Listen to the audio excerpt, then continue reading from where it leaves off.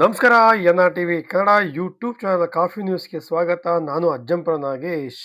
ಚಿಕ್ಕಮಗಳೂರು ಜಿಲ್ಲೆ ಅಜ್ಜಂಪುರ ತಾಲೂಕಿನ ಮಂಗಳೂರು ವಿದ್ಯುತ್ ಶಕ್ತಿ ಸರಬರಾಜು ಕೇಂದ್ರದಿಂದ ಇದ್ದಂಥ ನೌಕರರು ಒಂದು ಪ್ರತಿಭಟನೆಯನ್ನು ಹಮ್ಮಿಕೊಳ್ಳೋದು. ಏಕೆಂತಂದರೆ ಇದೇ ಅಧಿವೇಶನದಲ್ಲಿ ಎಲ್ಲಾ ಮೆಸ್ಕಾಂ ಇದಕ್ಕೆ ಸಂಬಂಧಪಟ್ಟಂತೆ ಎಲ್ಲನೂ ಖಾಸಗೀಕರಣ ಮಾಡುತ್ತಿರುವುದನ್ನ ವಿರೋಧಿಸಿ ಎಲ್ಲಾ ಸಿಬ್ಬಂದಿ ವರ್ಗದವರು ಅಜ್ಜಂಪುರದ ಮೆಸ್ಕಾಂ ಕಚೇರಿಯ ಮುಂದೆ ಒಂದು ಘೋಷಣೆಗಳನ್ನು ಕೂಗುವುದರ ಮೂಲಕವಾಗಿ, ಒಂದು ಭಿತ್ತಿಪತ್ರಗಳನ್ನು ತೋರಿಸುವುದರ ಮೂಲಕವಾಗಿ ಸರ್ಕಾರದ ವಿರುದ್ಧ ಒಂದು ಪ್ರತಿಭಟನೆಯನ್ನು ಮಾಡಿದ್ದಾರೆ. ಯಾಕೆಂತಂದ್ರೆ ಈ ಒಂದು ಪ್ರತಿಭಟನೆ ಮಾಡುವುದರಿಂದ ನಮಗೆ ಈ ಒಂದು ಖಾಸಗೀಕರಣದಿಂದ ನಮಗೆ ಸಾಕಷ್ಟು ರೀತಿಯಲ್ಲಿ ಅನಾನುಕೂಲವಾಗುತ್ತದೆ. ಅಂದ್ರೆ ಅದು ನಮ್ಮ ಎಲ್ಲಾ ಸಿಬ್ಬಂದಿ ವರ್ಗದವರಿಗೆ, ಅಂದ್ರೆ ಈ ಮೆಸ್ಕಾಂ ಇಲಾಖೆ ಎಲ್ಲಾ ಸಿಬ್ಬಂದಿ ವರ್ಗದವರಿಗೆ ಒಂದು ಮರಣ ಶಾಸನವಾಗ್ತದೆ ಎಂದು ಹೇಳುವುದರ ಮೂಲಕವೇ ತಮ್ಮ ಆಕ್ರೋಶವನ್ನ ವ್ಯಕ್ತಪಡಿಸುವುದರ ಮೂಲಕವಾಗಿ, ಘೋಷಣೆ ಕೂಗುವುದರ ಮೂಲಕವಾಗಿ ಒಂದು ಪ್ರತಿಭಟನೆಯನ್ನ ಹಮ್ಮಿಕೊಳ್ಳಲಿದ್ರು. ಆದ್ರಿಂದ ಈ ಒಂದು ಪ್ರತಿಭಟನೆಯಲ್ಲಿ ಅವರ ನಾಯಕರಾದಂತವರು ಮಾತನಾಡ್ತಾ ಈ ರೀತಿಯಾಗಿ ತಮ್ಮ ಇದನ್ನ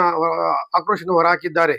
ಏನೇ ಬರಲಿ ಏನೇ ಬರಲಿ ಶಾಂತಿ ಶಾಂತಿ ಶಾಂತಿ ವಿದ್ಯುತ್ ಕ್ಷೇತ್ರದ ಖಾಸಗೀಕರಣವನ್ನು ವಿದ್ಯುತ್ ಕ್ಷೇತ್ರ ಖಾಸಗೀಕರಣಕ್ಕೆ ಖಾಸಗೀಕರಣಕ್ಕೆ ಬೇಡ ಖಾಸಗೀಕರಣ ಬೇಡ ಬೇಡವೇ ಬೇಡ ಬೇಡವೇ ಬೇಡ ವಿದ್ಯುತ್ ಕ್ಷೇತ್ರ ಖಾಸಗೀಕರಣಕ್ಕೆ ಖಾಸಗೀಕರಣಕ್ಕೆ ಎಲ್ಲ ಮೆಸ್ಕಾಂ ಅಧಿಕಾರಿಗಳೆಲ್ಲ ಸ್ಟ್ರೈಕ್ ಮಾಡ್ತಾರೆ.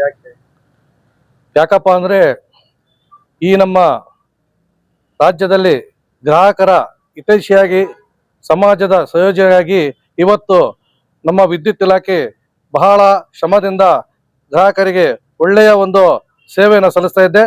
ಅದೇ ರೀತಿ ನಮ್ಮಲ್ಲಿರ್ತಕ್ಕಂಥ ನೌಕರರು ಸಹ ಅವರ ಜೀವವನ್ನು ಸಹ ಪಣಕ್ಕಿಟ್ಟು ಇವತ್ತು ಹೋರಾಡಿ ಗ್ರಾಹಕರ ಸೇವೆಯನ್ನು ಮಾಡ್ತಾ ಇದ್ದಾರೆ. ಇದು ಬಹಳ ಮುಖ್ಯವಾದ ವಿಚಾರ. ಇಂಥ ಒಂದು ವಿದ್ಯುತ್ ಸಂಸ್ಥೆನ ಇವತ್ತು ಖಾಸಗೀಕರಣ ಮಾಡಕ್ಕೆ ಹೊರಟಿರೋದು ನಮ್ಮ ಸಂಘ ಸಂಸ್ಥೆ ಎಲ್ಲದೂ ಸಹ ವಿರೋಧ ಮಾಡ್ತಾ ಇದೆ. ಈ ಒಂದು ಏನು ವಿದ್ಯುತ್ ಖಾಸಗೀಕರಣ ಇದೆಯೋ ಇದು ನಾವು ಹಿಂದಿನಿಂದ ವಿರೋಧಿಸ್ತಾ ಬಂದಿದ್ವಿ. ಮುಂದಾದ್ರೂ ಅಷ್ಟೇ ಈ ಒಂದು ವಿದ್ಯುತ್ ಖಾಸಗೀಕರಣಕ್ಕೆ ನಮ್ಮ ಸಂಘ ಸಂಸ್ಥೆಗಳು ಎಲ್ಲ ಇಂಜಿನಿಯರ್ ಒಕ್ಕೂಟ ಇರ್ಬೋದು, ನಮ್ಮ 6 ಒಕ್ಕೂಟ ಇರ್ಬೋದು, ಕರ್ನಾಟಕದ ಏನು ವಿದ್ಯುತ್ ನೌಕರರ ಸಂಘ ಒಕ್ಕೂಟಗಳು ಇದಾವೋ ಎಲ್ಲವೂ ಸಹ ವಿರೋಧಿಸ್ತಾ ಇದೆ. ಇದು ನಮಗೆ ಏನಪ್ಪಾ ಅಂದ್ರೆ ಈ ಒಂದು ನಮ್ಮ ರಾಜ್ಯದಲ್ಲಿ ಯಾವುದೇ ತರದ ಒಂದು ಖಾಸಗೀಕರಣ ಆಗಬಾರ್ದು ಅನ್ನೋದು ನಮ್ಮ ಮುಖ್ಯ ಉದ್ದೇಶವಾಗಿರುತ್ತೆ. ನನ್ನ ಹೆಸರು ರಾಮಕೃಷ್ಣ ಅಂತೇಳಿ, ಇಲ್ಲಿ ಶಾಖಾಧಿಕಾರಿಯಾಗಿ ಕೆಲಸ ಮಾಡ್ತಾ ಇದ್ದೀವಿ. ಈಗ ಮುಂಬರುವ ಅಧಿವೇಶನದಲ್ಲಿ ವಿದ್ಯುತ್ ಬಿಲ್ ಸುಧಾರಣೆ ಯೋಜನೆ ಅಡಿಯಲ್ಲಿ ಬಿಲ್ ತರಲಿಕ್ಕೆ ವ್ಯವಸ್ಥೆ ಮಾಡಿದ್ದಾರೆ. ಅದು ನಮ್ಮ ವಿದ್ಯುತ್ ವಲಯವನ್ನ ಖಾಸಗೀಕರಣ ಮಾಡಲಿಕ್ಕೆ ಹೊರಟಿದ್ದಾರೆ. ಈ ಖಾಸಗೀಕರಣ ಅನ್ನೋದು ನಮ್ಮ ನೌಕರರಿಗೆ ಮರಣ ಶಾಸನವಾಗಿರುತ್ತದೆ. ಹಾಗಾಗಿ ನಾವು ಸುಧಾರಣೆ ಯೋಜನೆಯಡಿ ಖಾಸಗೀಕರಣವನ್ನ ನಮ್ಮ ಒಕ್ಕೂಟ ಪ್ರಬಲವಾಗಿ ವಿರೋಧಿಸ್ತಾ ಇದೆ. ಸುಧಾರಣೆಯನ್ನ ಮಾಡಿ ನಮ್ಮ ನೌಕರರಿಗೆ ಭದ್ರತೆ ಒದಗಿಸಿದಲ್ಲಿ ನಾವೇ ಸಹ, ಇಲ್ಲಿರ್ತಕ್ಕಂಥ ನೌಕರರೇ ಸಹ ನಾವು ಹಗಲು ರಾತ್ರಿ ಕೆಲಸ ಮಾಡ್ತಾ ಇದ್ದೀವಿ. ಇನ್ನು ಮುಂದೂ ಸಹ ನಮ್ಮ ಸಂಸ್ಥೆಗಾಗಿ, ನಮ್ಮ ಎಲ್ಲ ಈ ವಿದ್ಯುತ್ ಕ್ಷೇತ್ರ ಏನಿದೆ ನಮ್ಮ ಸುಧಾರಣೆಗಾಗಿ ನಾವು ಹಗಲು ರಾತ್ರಿ ಕೆಲಸ ಮಾಡ್ತಾ ಇದ್ದೀವಿ.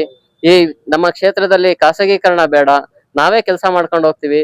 ಏನೇ ಸುಧಾರಣೆ ಇದ್ರೂ ಸಹ ನಮ್ಮ ನೇತೃತ್ವದಲ್ಲಿ ಹಾಗೂ ನಮ್ಮ ರಾಜ್ಯ ಸರ್ಕಾರ ಹಾಗೂ ಕೇಂದ್ರ ಸರ್ಕಾರದ ನೇತೃತ್ವದಲ್ಲೇ ಹೋಗ್ಲಿ, ಇದಕ್ಕೆ ಖಾಸಗೀಕರಣ ಬೇಡ ಎಂಬುದೇ ನಮ್ಮ ಒಕ್ಕೂಟದ ಪ್ರಬಲ ವಾದ.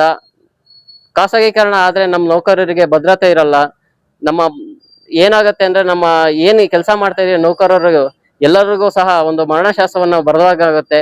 ದಯಮಾಡಿ ಖಾಸಗೀಕರಣವನ್ನ ಬಿಟ್ಟು ಇರುವಂತಹ ನೌಕರರಿಗೆ ಭದ್ರತೆ ಒದಗಿಸಿ ನೀವು ಸುಧಾರಣೆ ತಗೊಂಬನ್ನಿ, ನಾವು ಹಗಲು ರಾತ್ರಿ ಕೆಲಸ ಮಾಡ್ಕೊಡ್ತೇವೆ ಅಂತೇಳಿ ಈ ಮೂಲಕ ಹೇಳ್ತಾ ಇದ್ದೇವೆ. ಒಂದು ಪ್ರತಿಭಟನೆಯಲ್ಲಿ ಎಲ್ಲಾ ವಿದ್ಯುತ್ ಸರಬರಾಜು ಕೇಂದ್ರದಿಂದ ಎಲ್ಲಾ ನೌಕರ ವರ್ಗದವರು ಸಹ ಒಂದು ಸ್ಟ್ರೈಕ್ ಅನ್ನ ಮಾಡ್ತಾ ಇರೋದು. ಖಾಸಗೀಕರಣ ಬೇಡವೇ ಬೇಡ, ಖಾಸಗೀಕರಣ ಆದರೆ ನಮ್ಮ ಮರಣ ಶಾಸನವಾಗ್ತದೆ. ಹಾಗೆ ಸರಿಯಾದ ರೀತಿಯಲ್ಲಿ ನಮಗೆ ಸಮರ್ಪಕವಾದ ರೀತಿಯಲ್ಲಿ ಭದ್ರತೆ ಇರುವುದಿಲ್ಲ ಅಂತ ಹೇಳುವುದ್ರ ಮೂಲಕವಾಗಿ ತಮ್ಮ ಪ್ರತಿಭಟನೆ ಮಾಡಿದ್ದಾರೆ. ಈ ಒಂದು ಪ್ರತಿಭಟನೆಗೆ ನಮ್ಮ ಅಂದ್ರೆ ನಾವು ರಾಜ್ಯ ಸರ್ಕಾರ ಸಹಯೋಗದೊಂದಿಗೆ ಉತ್ತಮ ಕೆಲಸ ಮಾಡ್ತೀವಿ ಅಂತ ಸಹ ಹೇಳಿರುವುದು ಇಲ್ಲಿ ಕಂಡು ಬರ್ತಾ ಇದೆ.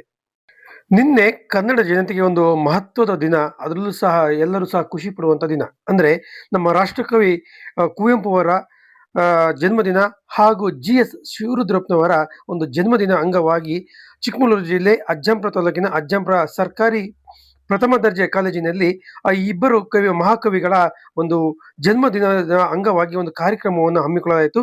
ಈ ಸುಸಂದರ್ಭದಲ್ಲಿ ಕಾರ್ಯಕ್ರಮದಲ್ಲಿ ಗಣ್ಯ ವ್ಯಕ್ತಿಗಳಿಂದ ಭಾವಚಿತ್ರಕ್ಕೆ, ಕುವೆಂಪು ಅವರ ಭಾವಚಿತ್ರಕ್ಕೆ ಹಾಗೂ GS ಶಿವರುದ್ರಪ್ಪ ಅವರ ಭಾವಚಿತ್ರಕ್ಕೆ ಪುಷ್ಪ ನಮನವನ್ನ ಸಲ್ಲಿಸಲಾಯಿತು.